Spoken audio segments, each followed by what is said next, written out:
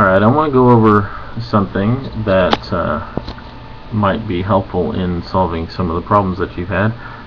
Mainly, I want to talk about the difference between mass and weight. Many people are confused that these are not the same thing. Mass, by definition, is how much matter is in an object. Alright? Weight, on the other hand, is the force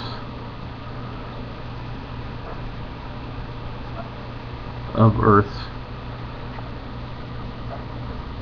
gravity on an object. So they are close because the more mass you have, the greater the weight. And that comes from Newton's second law, which says F equals m times a.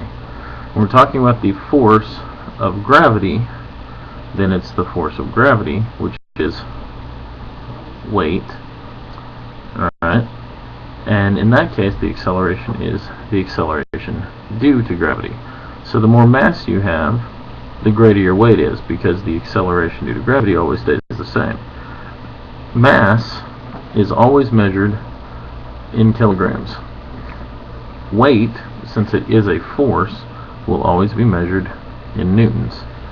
Alright, which also tells you that since we measure weight in pounds using the English system, that means pounds is a force, not a mass. So mass and weight are not the same thing. They are very close, but they are not the same. And this equation right here shows you that if your mass increases, your force increases, because the acceleration due to gravity is the same. So what that means is if I give you a problem where I tell you a 350 Newton boy, I just told you his weight, the force of gravity. So to find his mass, Fg equals m times g. So to find his mass, I would have to divide by g. Alright, so you divide by g on both sides. So that tells you that if you are given the weight, you can always find the mass, as long as we are on the planet Earth. And pretty much all the problems that you're going to be working will be. So keep that in mind. Mass and weight are not the same thing.